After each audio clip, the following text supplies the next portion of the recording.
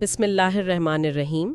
फिक्रनामा में खुश आमदीद। जहाँ हम रूह के रास्ते से गुजरते हुए अपने नफ्स की हकीकत तक पहुँचने की कोशिश करते हैं। हमने मौलाना रूमी रहमतुल्लाह अलैह से इश्क का रास्ता सीखा और इब्ने अरबी रहमतुल्लाह अलैह से वजूद के इशारे। मगर आज हम जिस दर पर आए हैं वहाँ अल्फाज कम पड़ जाते हैं और दिल अपने आप से सच बोलने लगता है। आज का इंसान इबादत भी करता है, दुआएं भी मांगता है, मगर दिल का बोझ फिर भी हल्का नहीं होता।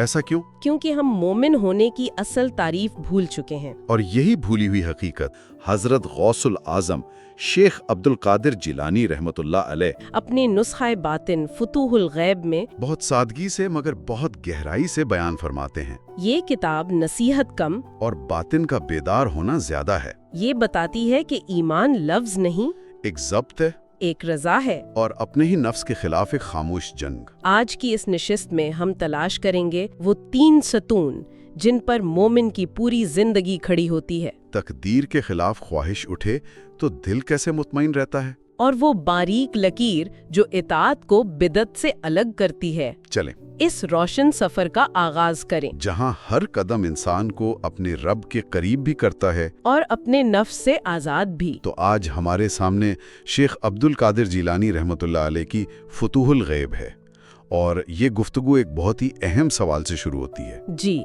एक सवाल जो बहुत से लोगों के दिल में होता है कि इबादत के बावजूद एक अंदरूनी बेचैनी, एक खालीपन क्यों महसूस होता है। बिल्कुल, और फुतूहुल गैब इसका बेहतरीन जवाब देती है। शेख अब्दुल कादिर जिलानी सीधा दिल की हालत पर बात करते हैं।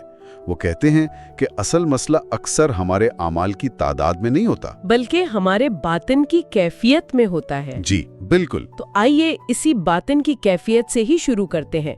किताब के पहले मुकाले में शेख हजरत रहमतुल्लाह अलैह एक मोमिन की जिंदगी की बुनियाद 3 सतूनों पर रखते हैं। ये कौन से सतून हैं? पहला है अम्र जी, दूसरा सतून है नहीं, और तीसरा सतून वो है जिसका सामना हम सब हर रोज करते हैं, तकदीर, अल्लाह का फैसला। हाँ, अल्लाह का फैसला। अम्र, नहीं और तकदीर। और वो यहाँ से इसलिए शुरू करते हैं क्योंकि उनके नज़दीक ईमान सिर्फ एक अकीदा नहीं है, बल्कि इन तीनों पर एक मुतवाज़िन जिंदगी गुजारने का नाम है। अच्छा, तो आइए इसे थोड़ा खोलते हैं। अम्र और नहीं यानी अल्लाह के अहकामात पर अमल करना और मना की हुई चीजों से बचना। बज़ाहिर तो ऐसा ही है, लेकिन शेख अब्दुल कादिर जिलानी रहमतुल्लाह अलैह इसकी गहराई में जाते हैं। उनके नज़दीक अम्र सिर्फ नमाज रोजे तक महदूद नहीं है, ये जिंदगी के हर शोबे पर फैला हुआ है। मिसाल के तौर पर काम की जगह पर ईमानदारी से ड्यूटी देना अम्र है, वादा पूरा करना अम्र है, यानी हर मुस्बत जिम्मेदारी अम्र है। बिल्कुल। उसी तरह नहीं सिर्फ बड़े गुनाहों से बचना नहीं है, बल्कि उन तमाम बारीक चीजों से परहेज करना है जो दिल को खराब करती हैं। जैसे किसी के बारे में बदगुमानी पालना, हसद करना, या अपनी किसी कामयाबी पर तकब्बुर करना। ये वो बाढ़ है जिसके अंदर रहकर रूह महफूज रहती है। तो अगर अम्र वो काम है जो हमें करने हैं और नहीं वो हदें हैं जिन्हें पार नहीं करना, तो तीसरा सतून तकदीर इन दोनों से बहुत मुख्तलिफ महसूस होता है।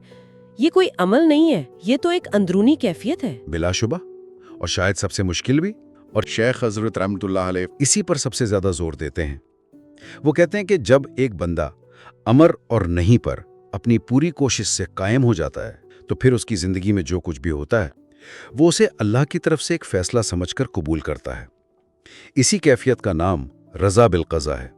रज़ा बिल क़ज़ा यानी अल्लाह के फैसले पर राजी रहना। जी, और ये महज सब्र नहीं बल्कि सब्र से भी आगे का मुकाम है। अच्छा, इसमें और सब्र में क्या फर्क हुआ फिर?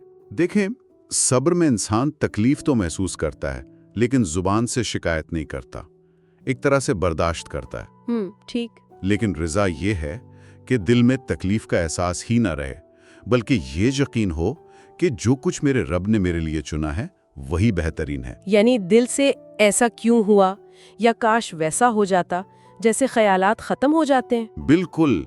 शेख हजरत रहमतुल्लाह अलैह फरमाते हैं कि मुसीबत उस शख्स के लिए नेमत बन जाती है जो ये जानता हो कि ये मेरे मालिक का भेजा हुआ तोहफा है और इसमें कोई हिकमत है। اس کیفیت میں نفس کا شور بالکل تھم جاتا ہوگا۔ جی، اور روح کو حقیقی سکون ملتا ہے۔ تو اگر یہ 3 ستون بنیاد ہیں تو ان کو زندگی بھر مضبوط رکھنے کا طریقہ کیا ہے؟ جی، یہی بات ہمیں دوسرے مقالے کی طرف لے جاتی ہے۔ وہاں وہ ایک بہت سادہ مگر جامع اصول بیان کرتے ہیں۔ اور وہ کیا ہے؟ اتباع کرو، بدعت نہ کرو۔ یعنی جو راستہ اللہ اور اس کے رسول صلی اللہ علیہ وسلم نے دکھا دیا ہے، بس اسی پر چلو۔ اپنی طرف سے نئے راستے اور نئے طریقے ایجاد کرنے کی کوشش مت کرو۔ اتباع کا مطلب ہوا سنت کی پیروی کرنا، لیکن بدعت کا معاملہ تھوڑا پیچیدہ ہے۔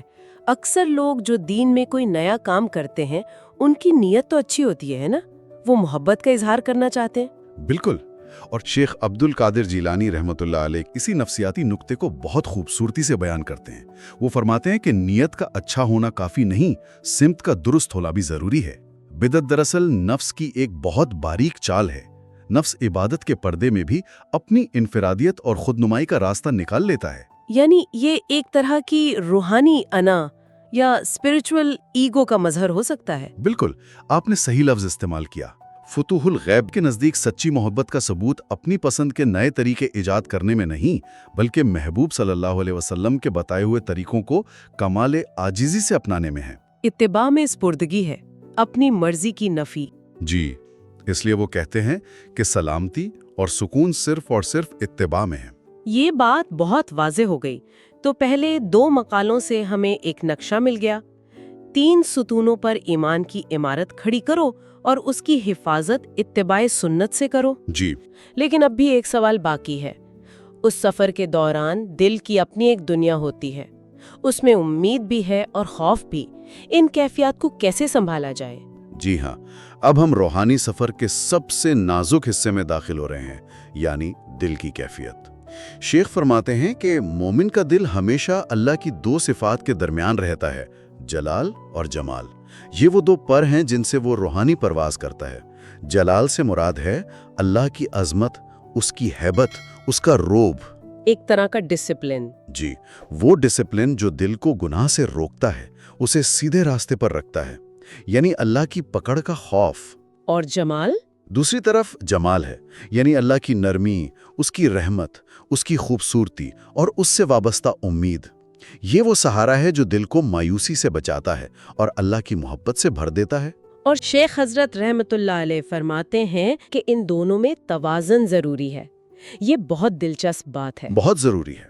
اگر کوئی صرف اللہ کے جلال یعنی صرف خوف کو ہی دیکھتا رہے تو وہ مایوس ہو سکتا ہے۔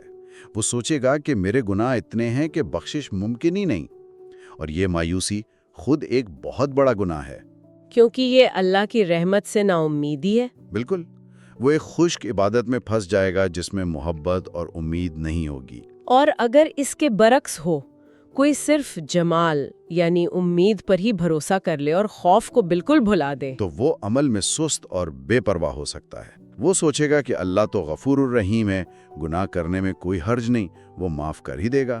یہ سوچ انسان کو ڈھیٹ بنا دیتی ہے۔ یعنی صرف امید انسان کو سست بنا سکتی ہے اور صرف خوف اسے مایوس کر سکتا ہے۔ جی، دونوں انتہائیں غلط ہیں۔